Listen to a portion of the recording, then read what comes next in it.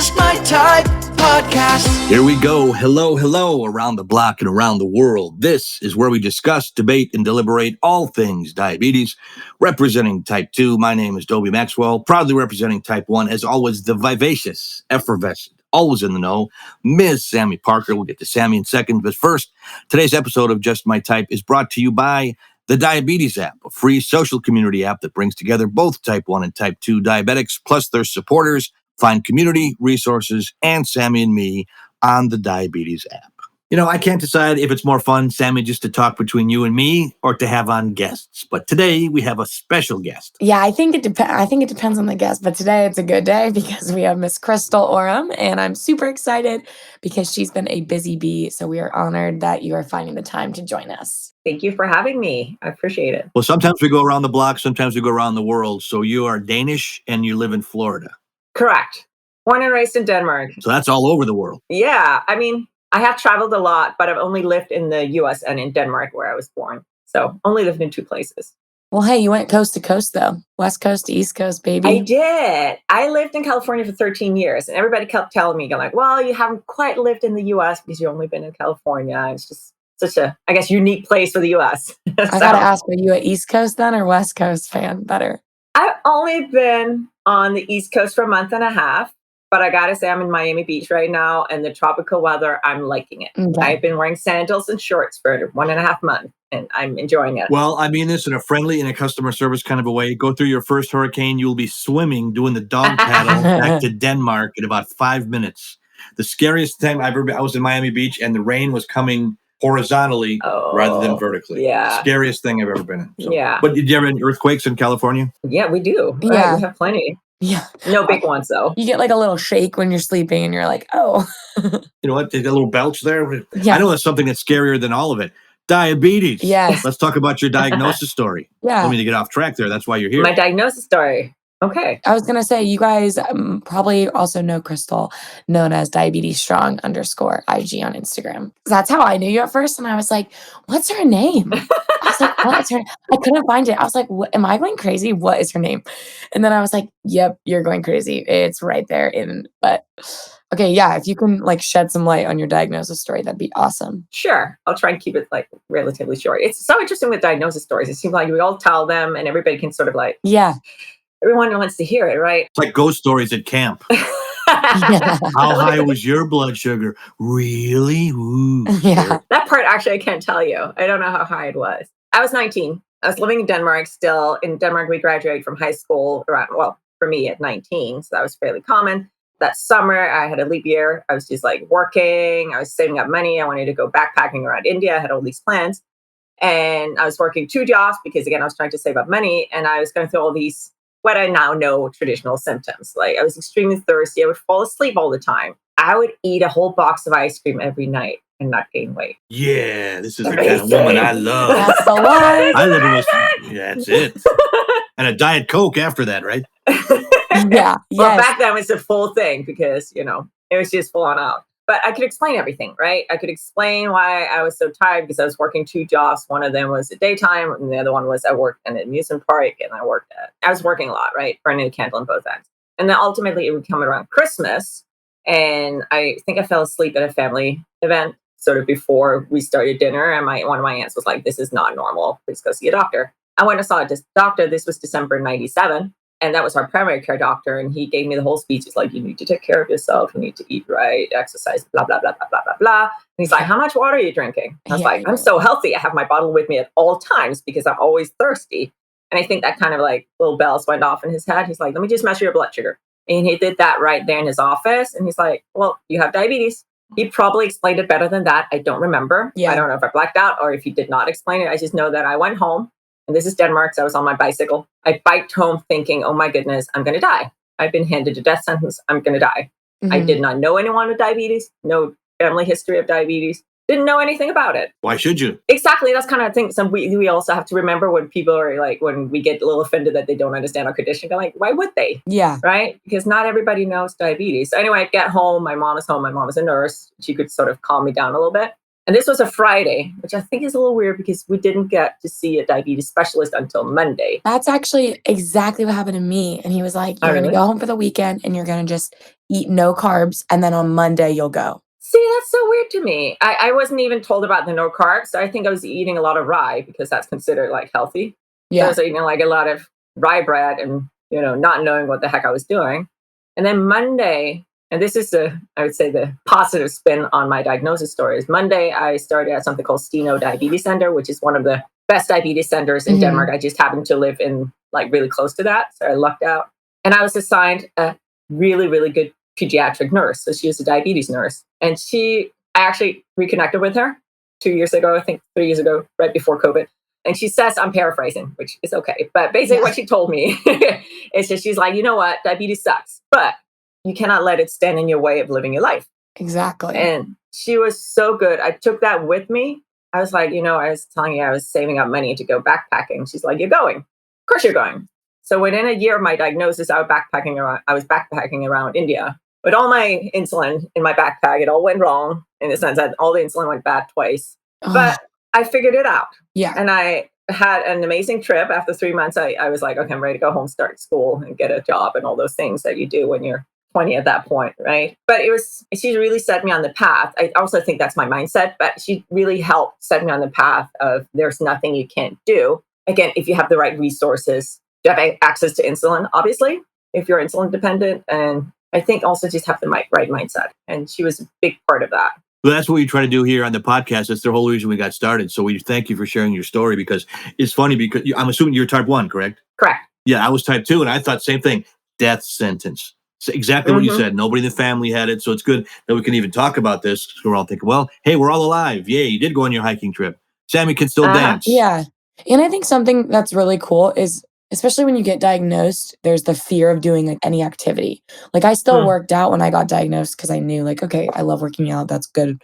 But like activity wise, like going skiing, I didn't go skiing the first time because we were just like, we don't know. Like I just got diagnosed. We don't know what skiing's going to do.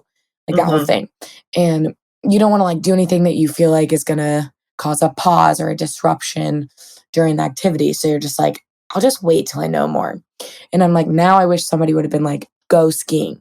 Like it doesn't matter, just go skiing because you're going to figure it out at some point. So you might as well figure it out now than like waiting 6 months, But I think it's cool because I feel like you're really active and do a lot of activities, huh? I do. I've also become more and more active with the years, I think. Because I kind of found out that I really enjoyed it. And I think when you enjoy something, of course, you're going to do it more. Totally. I've always been active.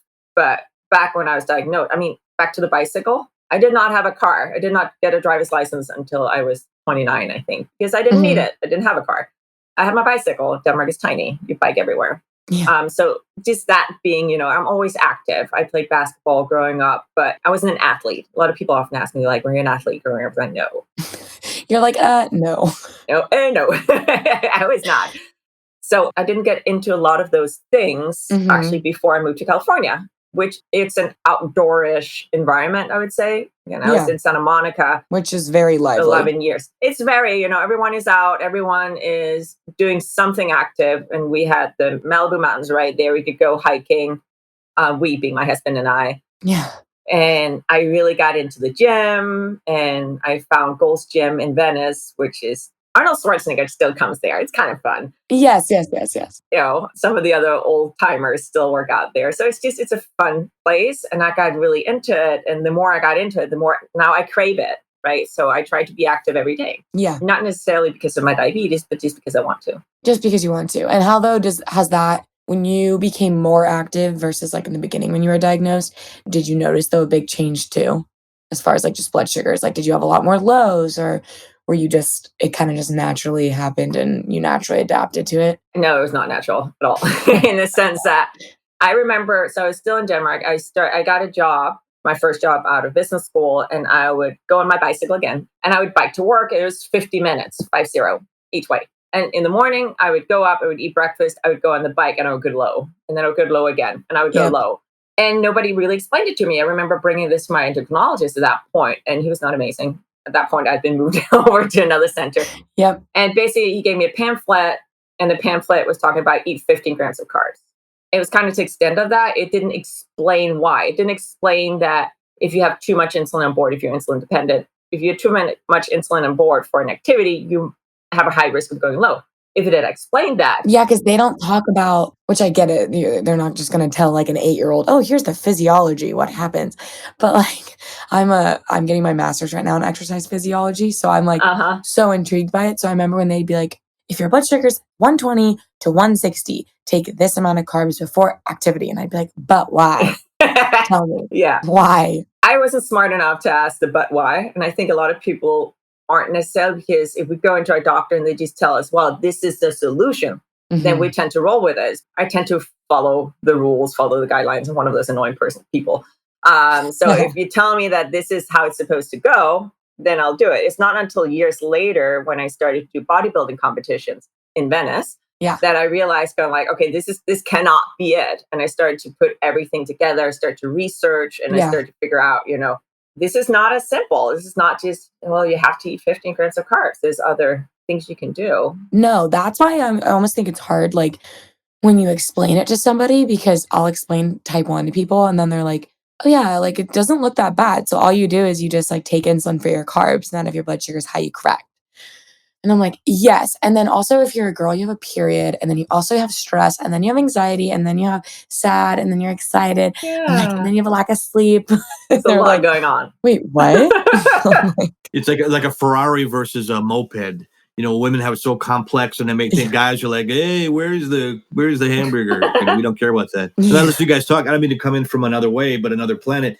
Now, you grew up in Denmark. What's the climate there? Well, there's seasons. Okay. There's the 4 seasons. So in Denmark can be lovely in the summer. We can have up to 90. It can be rainy all summer, or it can be sunny. It depends on the year. Same thing with winters. Winters, there can be snow or just rain, but generally it'd be colder in the winter time. My point is, okay, you said you biked a lot. Sami grew up in California or on a healthy lifestyle. I grew up in Wisconsin. I don't know if you know where that is. It's the most overweight people on the face of the earth. They open a Hooters. They should have called it Udders in Wisconsin. And it's like we talk about people drop dead shoveling snow because they haven't exercised at all. And the reason I'm saying that is I am coming from a lot of our listeners' point of view, where I got diagnosed. I'm scared to death, as we all talked about, but I don't come from an exercise background. You both do. I don't. How do you ramp into that without having your heart pop like a ketchup pack and they find you face down in a snowbank? We don't want that. We don't want that, no. And actually, often when I talk to people about getting started, I don't talk about exercise. Okay. Because exercise has a lot of negative connotations. Yeah, for a lot of people. And then they think about, oh, then I have to be in Spanx in the gym, and I have to be around all these fit people who do all these things. I'm like, let's just talk about it a different way. Let's talk about activity. And let's start. What is your starting point? Something I really hate is a lot of people go to the doctor and they're told you need to exercise and eat healthy, and then they're sent out the door. No idea about what does that mean and what does it mean for the individual. So how do you get started? Well, first you have to be honest about what's your starting point. Your starting point is that you might be a little on the heavier side. You never exercised in your life, or even if you're skinny and never exercised in your life. I'm not going to tell you to go run a mile, because that would not. I need a mile, 650 time, please. I better call the ambulance right before I leave, because I'm going to be like And don't say you can't, because I know you can't. Yeah, it's all about willpower. Yeah, no, that just makes no sense, right? Okay, so let's start out with walking. Yes. Assuming that your joints are okay, assuming there's not a lot of snow and all that stuff. Let's say there is a lot of snow. Well, maybe we start with an activity inside. Maybe it's just walking around your home, depending on how large your home is. So again, it has to be a starting point in what are you doing right now? What is your next level? And also, what does your surroundings allow? Those are a big variable for many. Exactly. It is. So that's also why just saying you need to exercise is not helpful for most people. Yeah. How to lose weight? Eat less. Well, that's... Do you eat a specific way, or like did you find a lifestyle diet that kind of works best for you with like managing blood sugars, or Good question. Are you kind of just any moderation? I'm in moderation, but I've tried a lot of things because everybody was talking about keto. So it's like, okay, let me try keto. That was the worst thing for my body. My body hated it. Terrible brain fog. It's hot right now. It is very hot. Because people think, no carbs so I can shred quickly, keeping my muscle, I'm losing the body fat. But then you have no carbs, so no actual fuel source that's being used first when you're exercising. So my brain was like spacey. I was just like, And then I wouldn't, and right the second you start eating normal again, then your cells are like in starvation mode. So then they're like grasping on. So for me, then when I started eating carb again, it was like then the fat was binding to the carb, and then it was just a disaster. And then it was like more fat cells were being stored. And I was like, I hate this. Why did I do this? Who said this? And whoever did sucks. Well, for me, it was a little different. I became super insulin resistant due to the high fat. Me too. So I needed a sane amount of insulin. I had a really hard time keeping my insulin and my blood sugars. They would be fairly stable, but it would be very high stable. Mine were like 220, and I'd be like, what the hell? Yeah, they were hard to get down without crashing. I also gained weight like crazy, which I know is what. Me too. Yeah, because I can eat a lot of cheese. Now, this is a woman after my own heart. You got a sister? No, okay. That was my same issue with keto. I was like, okay. So I would like try to fast till like 2, and then I would be like, starving. I'll eat dinner or whatever, but I love cheese. I love it when a woman says I love cheese. Well, that's the thing where I think the big for a lot of people, yes, keto will make them lose weight because the high fat content make them feel full. And then they're happy eaters like me, maybe like Sami, who will then overeat. And when you eat more calories, and I know this is simplification, but when you eat more than you use, then you'll gain weight. Yeah. And it ended up my endocrinologist was like, can you please stop it? Please just go back to, because all your numbers it's not good for you, clearly. The Diabetes app is an online community platform that was created to help people living with diabetes find support and information in one spot. And on the Diabetes app, you can join groups and connect with other people all over the world who are also living with diabetes. I mean, for me, whenever I have a bad day, I find myself scrolling through the mental wellness group, just to reassure myself that I'm not alone. The Diabetes app has a resource section where you can find articles, recipes, tips, and tricks for managing your diabetes. Download the Diabetes app today and connect with us right on the app. DietStrong is an online telehealth platform that connects you to medical and holistic professionals to help you manage your diabetes. Find registered dietitians, nutritionists, certified diabetes educators, and more without the hassle of having to go into a doctor's office. Wait. You mean a lazy bum like me can have appointments right from my computer? Sign me up. That's right, Dobie. And this week, our listeners can use promo code JMT25 for 25% off their first visit. Yeah, don't try to cheat and go to JMT26 because you're not going to get 26. It's 25. Go to www.diastronghealth.com. That's www.diastronghealth.com. We are back solving the great keto debate. This is a thing because something gets hot. People want to hear what they want to hear. Eat as much cheese, meat, everything that you want to hear. Wah. It doesn't matter if your heart's going to pop like a zit or anything, side effects. That's what Dobie's hoping someone tells him. He's just waiting. He's like going to different doctors. I want you to drink Hershey's syrup and snort sugar. That's what I want you to do because whole wheat ding dongs. I'm waiting for those to get released. Yeah. So Christel, you did the keto, and then did you try anything else? I did. I also want to say, I know keto works for some people, which is great. It's just, I always tell people it's okay to try something and then say, okay, that was not for me, and then move on. Just remember to just move on. Yeah. What else? I've done very, very low carb, which is kind of the same thing. I have done really, really high protein. That was specifically back when I was competing, because that was kind of part of the paradigm for that. Kind of what you have to do. To cut up for a contest? Yeah.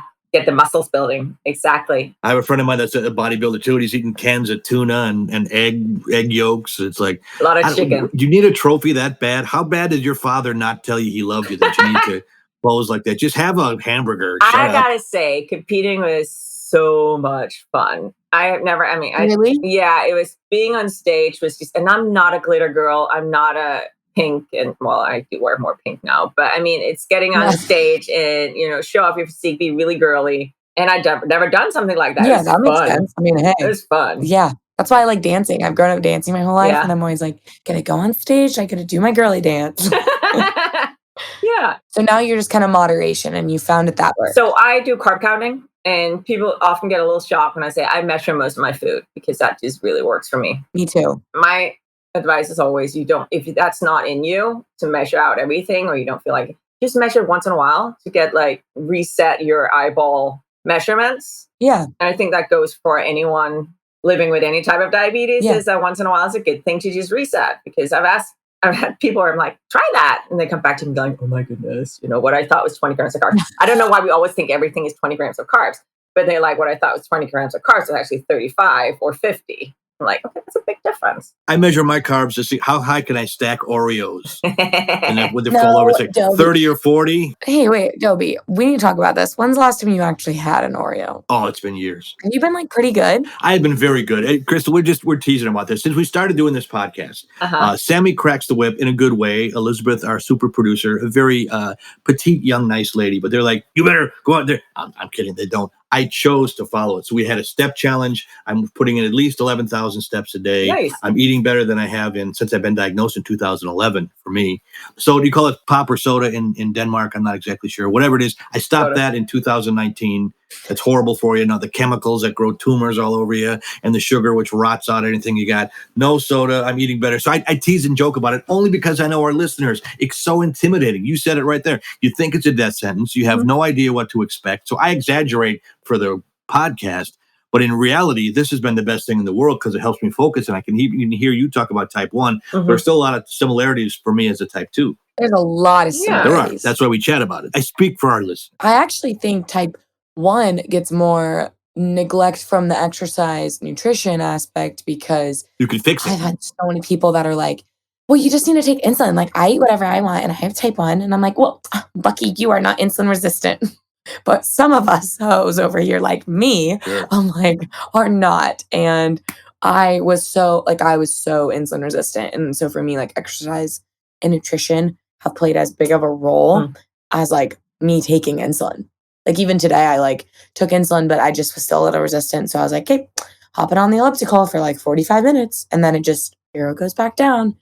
But I feel like type 2 is so centered around that, which is so awesome and great. So I feel like, Dobie, it's been nice because we've meshed into one. Well, that's the whole idea. I want to get off the subject here, but I have a friend who's a classic car collector. And he said, when you get a classic car, from the 50s or 40s, whatever it is, you end up learning everything there is to know about that car because you study it, you rebuild it, you paint it, you find out the engine is this way. The same thing as when you're diagnosed with diabetes, whether it's type 1 or type 2, you know everything about the insulin resistance and type 1. I feel my blood sugar going up or down, and you learn things whether you want to or not. That's why I think it's so good to hang out and talk, because a lot of diabetics, Christel said, nobody else in your family was. Nobody in my family, everybody in my family had cancer and deserved it. Nobody had diabetes. They had a bunch of rotten people. I couldn't go to anybody to talk about it. Mm-hmm. Yeah. Christel, what's like your number one piece of advice, would you say? Well, I think it actually doesn't really matter which type of diabetes you're diagnosed with. I think it's still important to seek out information, learn, suck it all in so that you fill in more of the blanks. Because if you start to understand the condition better, it's also easy to become proactive. It's easy to know what to do that's meaningful for you. I would say that's the first one. The other one is seek out community, because we don't have to be alone with this if we don't want to. Yeah.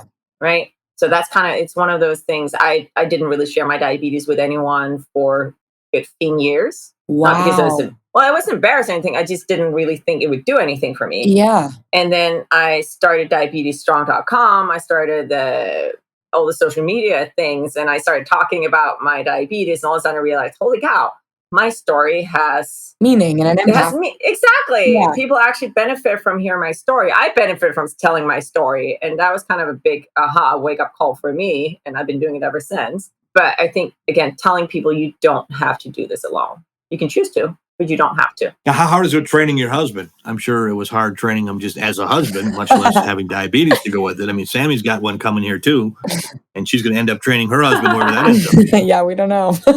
Well, my situation was different because when I met Tobias, my husband, his older brother had been dating a girl who lived with type 1 for a year.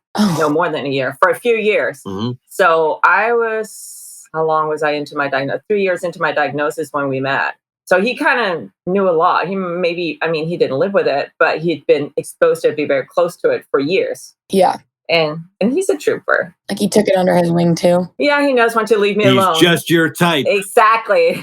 Yes. I can't figure out where the time goes, Sami. We just start having fun, and the next thing you know, we got to pull the plug again. You know what's funny? We start like talking, and I'll be like, "Oh, amazing! We have so much time." And then all of a sudden, I like get Elizabeth's little notification, like wrap it, and I'm like, "Oh, Right. I'm like, oh, That means gotta she's speed finished with her snack. She snacks when we're on the air. up. I know. Okay, so we have a question of the pod. Christel, do you want to ask the question of the pod to everybody? Sure. So are you a West Coast or an East Coast? All right, Dobie, what are you? West Coast or East Coast? Well, you have people listening from all over. I think I am a South Coast. I'm gonna go. I've been everywhere, so I like where the sun is. Okay. I'm from the north. I like the sun. All right. There's good parts of East and West Coast. I like them both. Christel, what are you? Actually, that's a really good answer. I like sunshine. I hate being cold. I absolutely hate being cold. I hate being Me cold. too. Yeah, and California, where I was before, it was kind of cold in the winter. Have you come up to Wisconsin? I was waiting for Dobie to roast Yeah, bring you and Tobias up here for a couple of ski. Have you go sleigh I riding. tried snow. I'm not good with it. I'm done. Snowballs No more are fun snow. to throw. That's about all. I would say West Coast, but I do love the heat on the East Coast. And our Pod Squad producer Elizabeth, she says that hers is the East Coast though. So you guys she's all in favor of your guys' team. That's the East Coast of Canada. That's called the Right. Maritime provinces. So, okay, Christel, again, thank you so much for coming on and sharing everything. You guys can find Christel at diabetesstrong_IG. She has great content. You need to go follow her. I promise. I've learned a lot, and I've followed you for a while now, so I love it. I learned a lot just today, so thanks for being here. Yeah, Thank you. I know. We would love for you guys to rate, review, and subscribe, and please give a 5-star review just so we can get the diabetes community together and to be able to share the conversation. You can find us on Instagram, Twitter, and TikTok at JustMyTypePod_, Facebook at JustMyTypePod, and then our hashtag JustMyTypePod. But again, please answer the question of the pod. Do you like the East Coast or West Coast better? Eat well, live well, exercise. Hopefully you listen to us while you exercise. We'll be back for more. Sami, put the cherry on the sundae, kid. Say la vie, baby.